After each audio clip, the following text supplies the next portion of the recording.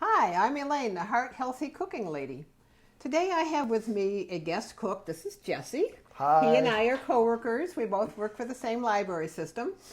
And he is a healthy cook. He's going to show us how to make an egg dish. I'm going to let him tell you all about it. All right. I called my dish Hell Babies for various reasons. But at any rate, it's essentially eggs that are poached in a kind of spicy tomato sauce. Um, this is sort of a fusion that I've done. I've seen this recipe in a couple of different cookbooks. There was one that's like Jerusalem, from Jerusalem, and then there's a similar version that's Mexican. And there's also another version that's more Indian. It has more curry spices. So this is kind of like a blend of all three.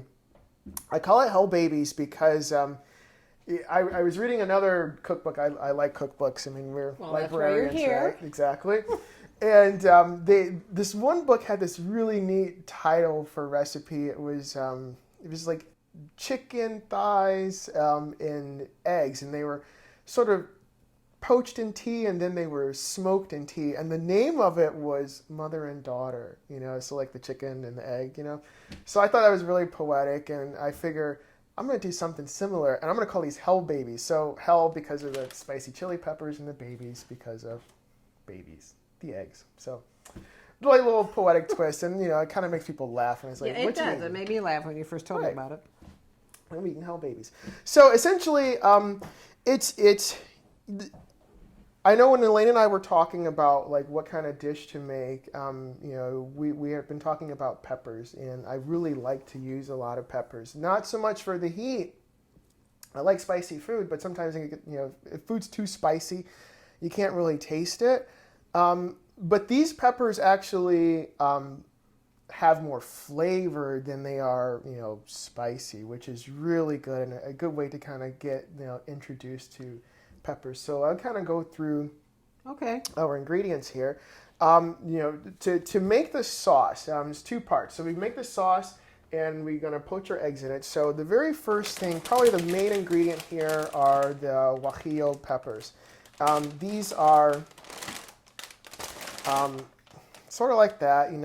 The best ones to find are ones that are pliable. You Okay. don't want them to crack so sometimes if you go to an ethnic store and you buy them, they're sitting out in bulk. Be careful with those because the ones in bulk, they will dry out.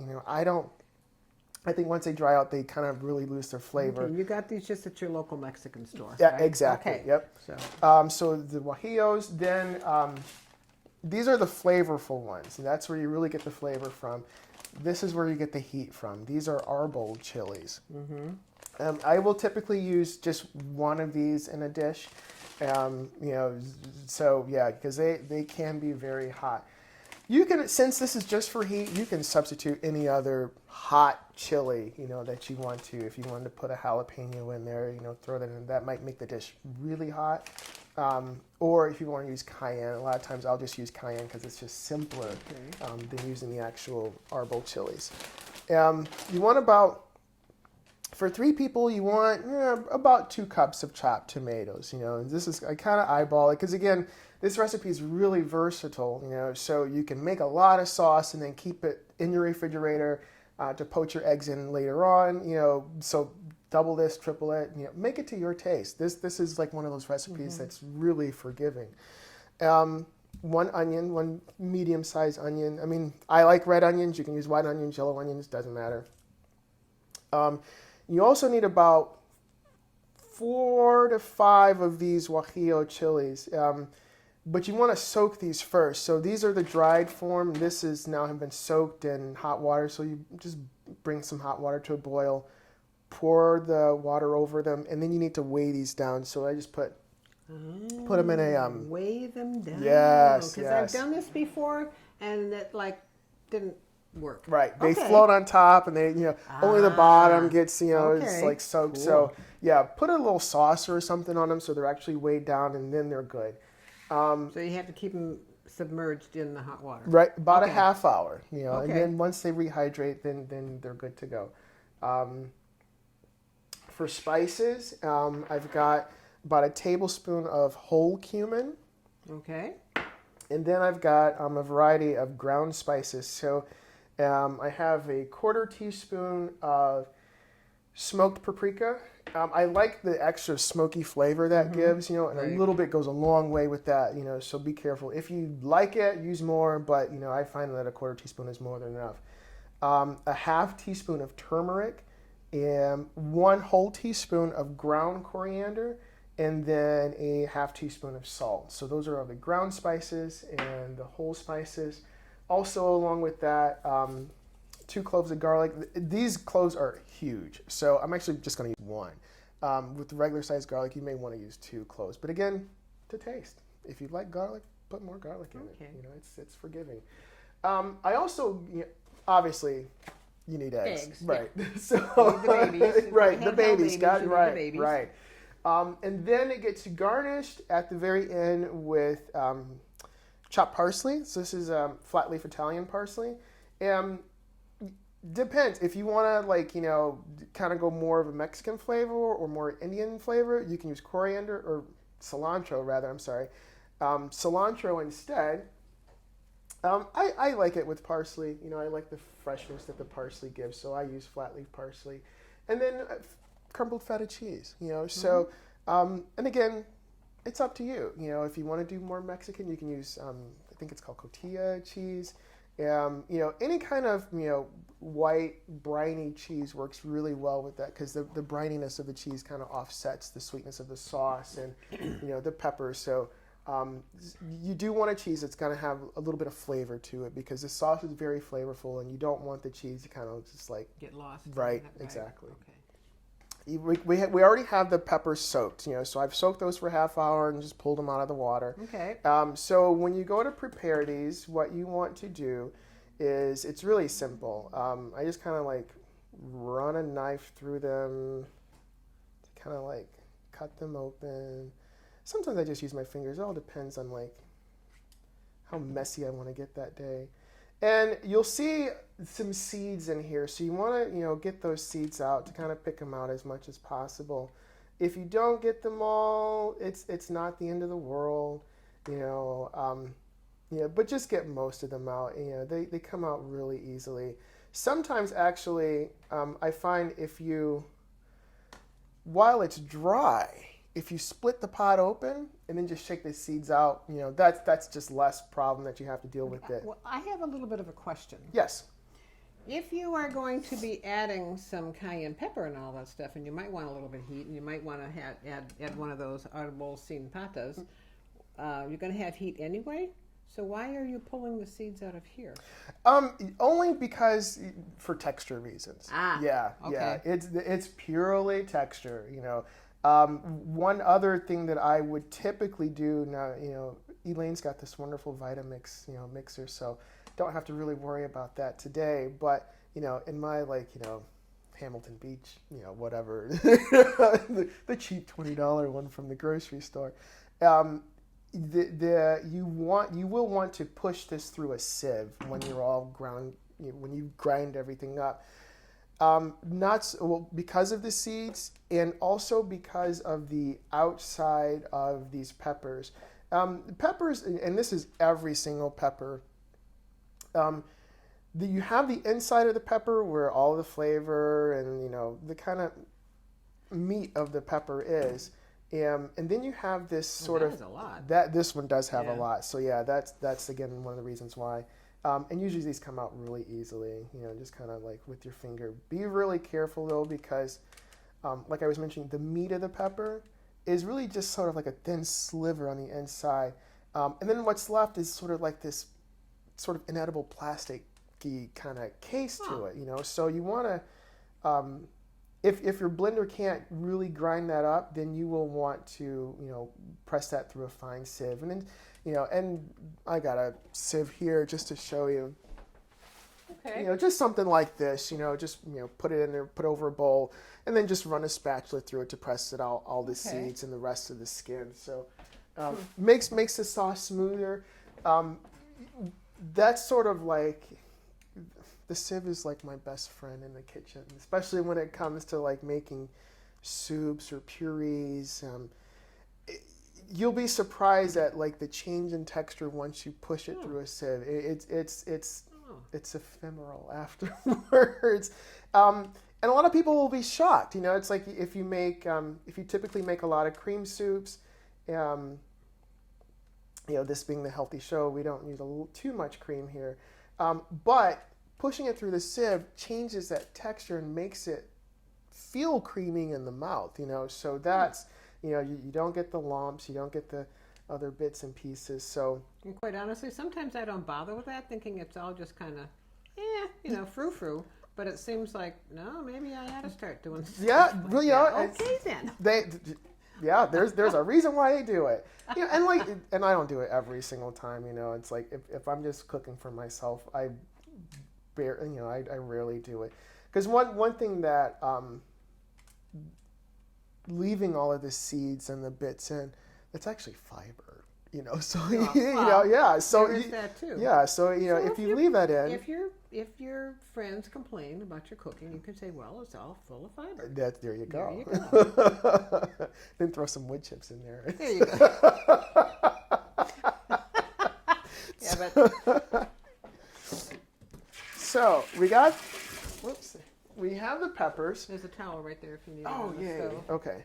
So we've got the peppers and now tomatoes. So I haven't had a chance to rinse these off yet. So let me just do that. Well, let me do quick. that. And why don't you take... Okay, so now I'll why don't take you care of do the onion. Okay, So, thank you. Thank you. So obviously everything's going into a blender. This is a technique that I picked up when I started cooking a lot of Indian food. A lot of times, at least when I was learning how to cook some dishes, one thing I noticed is that they would take all of their vegetables that compose the sauces, like the tomatoes and onions and garlic and ginger and whatnot, and just throw it all in a blender and blend it up and then cook it. And it's actually really it helps because it it saves time, because you're not like trying to cook whole pieces of food. Everything's like pretty much pureed already. So. And I actually changed the way that I did my curry sauce when you suggested just throwing some tomatoes in rather than getting the paste. And I thought, yeah. Yeah, it's very, yeah. And it's even, there, anyway, if there is any sodium in the tomato sauce, which I think they do put a little bit in, then you're even cutting back more on the sodium. Right. And, it's like I have a garden, most of these tomatoes are from my garden. I think 2 of them came from the grocery store. I was telling Elaine my cats got to them last night. And it's like, I woke up this morning and, the tomatoes are eaten on the floor. So my cats like tomatoes. So, but I happen to have some more that were in my garden. So I picked those. And that's just a good way to, use more fresh produce. Just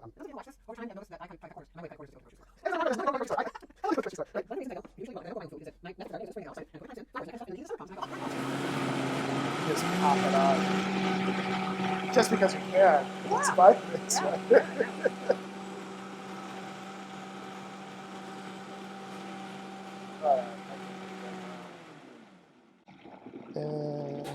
Okay.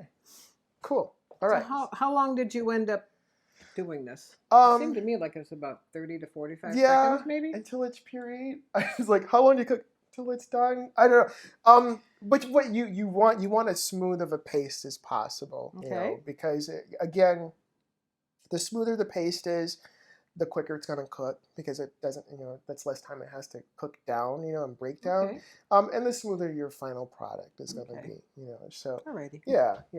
Okay, so that's done there. So now we're going to actually start with the whole cooking assembly part of it. Okay. So the largest burner is over there. Okay.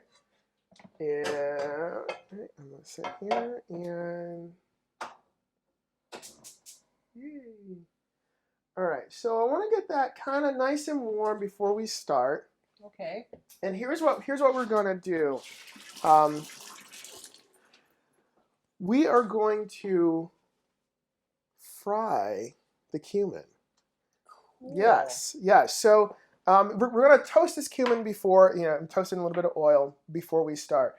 Some people ask, well, can I just toast it dry if I don't want to put any oil in there? You can. What I've found, though, is that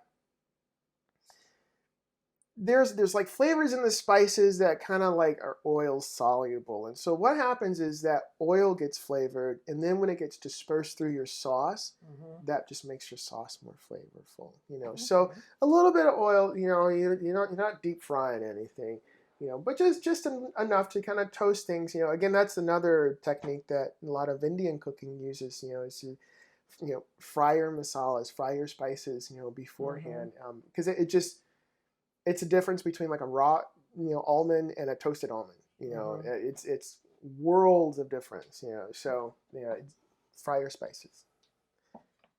All right, so that's getting warm. We're gonna go ahead and put a little oil in here. This is a tablespoon. It looks like you have that on a medium heat. It is on medium heat, yes. Okay. And actually, once we put the cumin in, I'm gonna turn that even lower because the cumin. That can tolerate some higher heat because it's a whole spice, but those powdered spices, and then the tomatoes are they will burn. Right. So the powdered spices will burn almost instantly. So by the time this cumin is starting to smell, and we're gonna throw those spices in, like almost immediately, we're gonna put in the other stuff. So all right, so we got our oil. And that's a tablespoon, you said? A tablespoon of oil. And a tablespoon of cumin. So easy to remember. And then we're just going to put that cumin right in the oil and just kind of let that cook a little bit. You'll know that it's ready when you start to hear it crackle and you'll start to smell it. You don't want to burn it, but you do want that nice toasty scent to it. Oh, that smells good. Smell that? Oh, it does. Yay. Yeah. All right, I can hear it sizzling. You can hear it sizzle. So it's not quite, it's just But starting it's not very fragrant. I can see it getting a little bit brown on the edges there. Yay.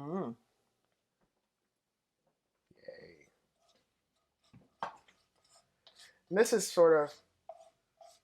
the best part about cooking. I sometimes I refer to it as a little kitchen alchemy because the only difference I think between like bad cooking and good cooking is technique, and the amount of time that you spend, actually working at it. It's like the little differences, like frying your spices beforehand, or chopping up your pieces of food in like kind of equal sizes. It's little stuff like that makes a big difference. So what we've done, we've already fried the cumin. It smells right? Great. Yeah, right. Smell that. Yeah. And so now, after the cumin started to get fragrant and just a tiny bit brown, because you don't want to really brown it too much. Then we throw in the ground spices, and it doesn't take long for ground spices to really toast. You have it really quite low. Yeah, because they're ground already, so they can burn quickly. So a lot of times I will actually take it off the heat and let the residual heat, finish cooking it. But then now just add in your paste.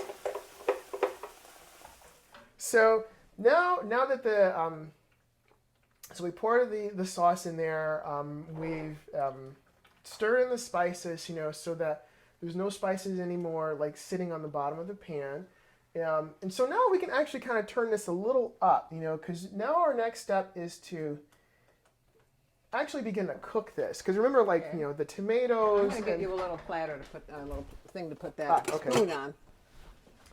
The tomatoes and the onions and the garlic, it's all raw, so we want to actually cook it, before we begin to put the eggs in here, rather. So I just cook this.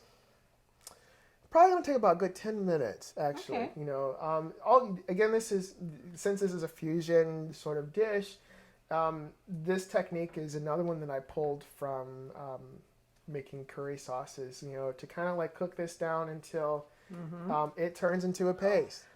Just to recap, so now we're cooking, and let me just kind of show where we're at right now. So the sauce is definitely thick. It's a little darker. What I'm really looking for is that moment when the sauce begins to, rather the oil that we had in here originally begins to separate from the tomato sauce. So we're seeing a little Yeah, I bit can of see it. some of that there. So we're going to go a little bit more. Now, Elaine had asked, why would I go through all the trouble of cooking this down and then adding water back to it?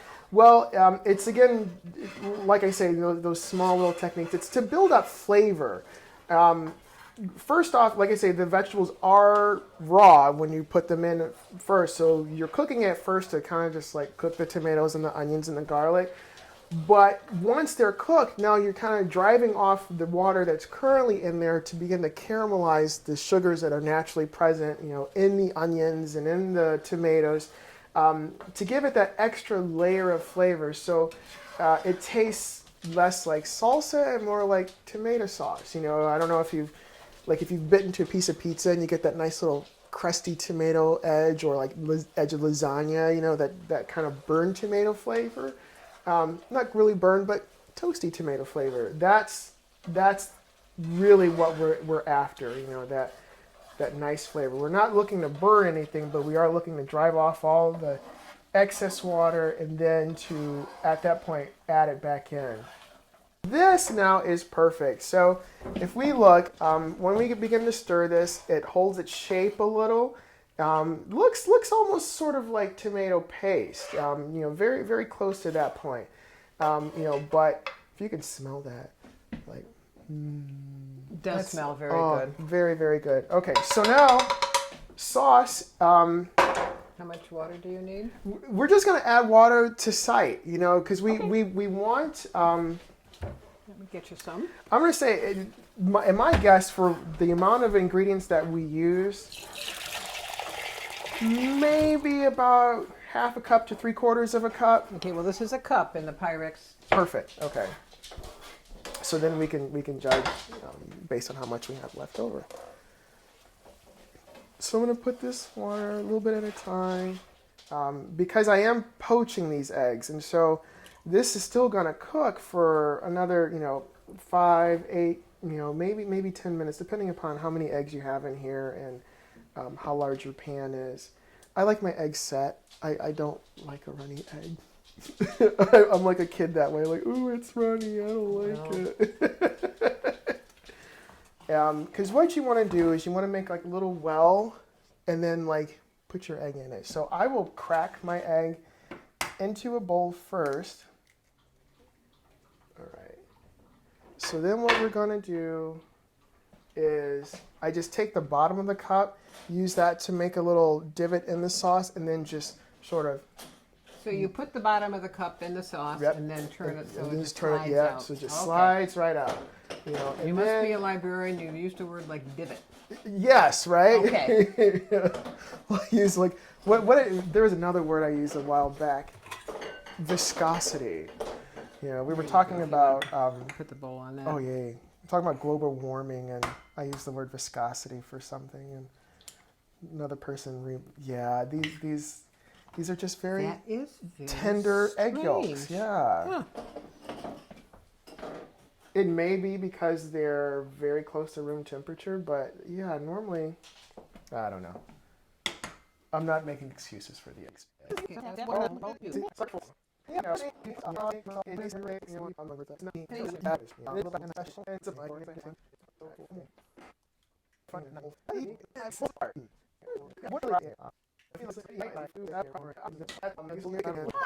We're gonna cover that.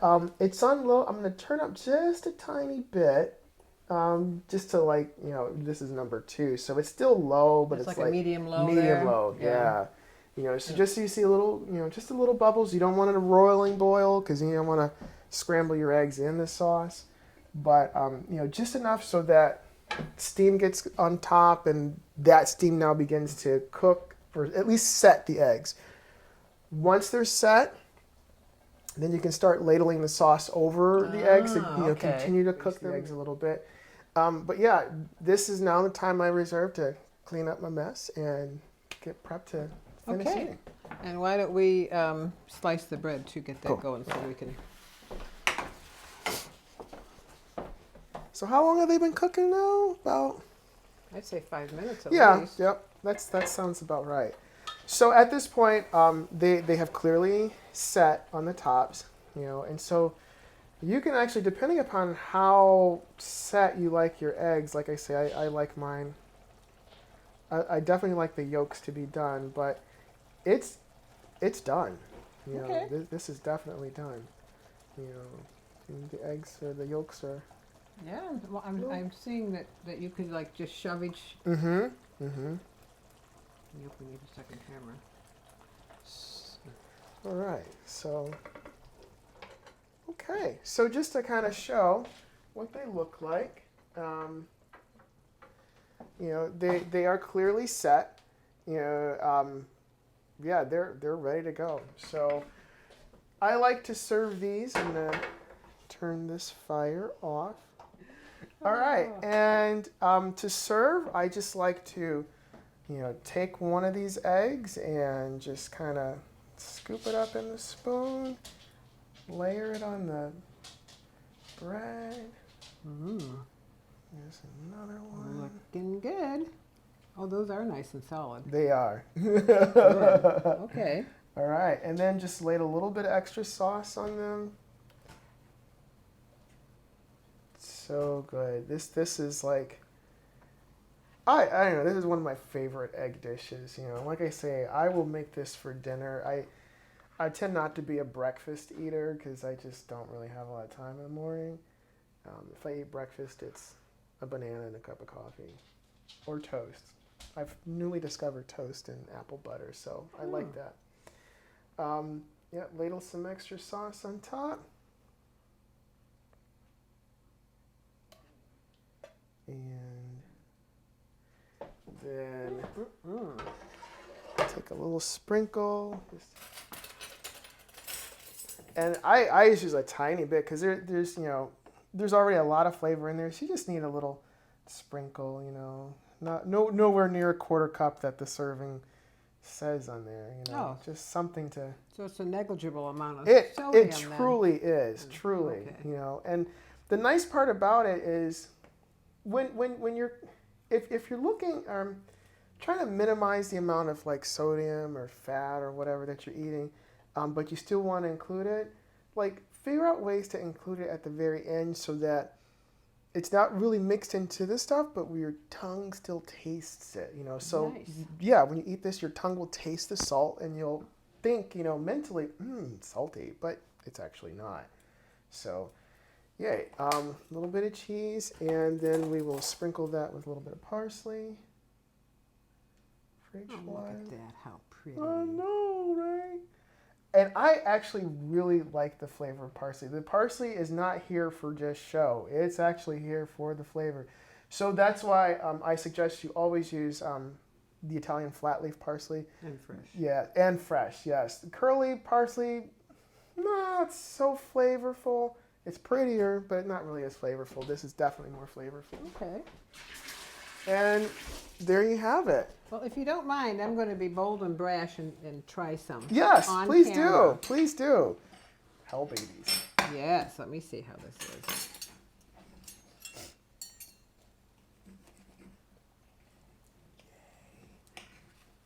Yep. Oh, this would have been up your alley. The yolk is set, but there's a little bit that's runny. That's okay. I can eat that. I'm Well, not we'll gonna just be, switch plates right. later. I'm not going to be a kid. Oh, boy. It's very good. Oh, thank you. You're Oh, welcome. Yeah, and, Oh. and I think it's plenty hot enough I actually, without yes. that other little red pepper. I agree. This is great. Thank Ooh, you. Thank you so much. You're welcome. Oh, this has been fun. So, if you like, please watch my YouTube channel, Healthy Cooking Elaine, and like this video and subscribe to my channel. Here's to healthy cooking.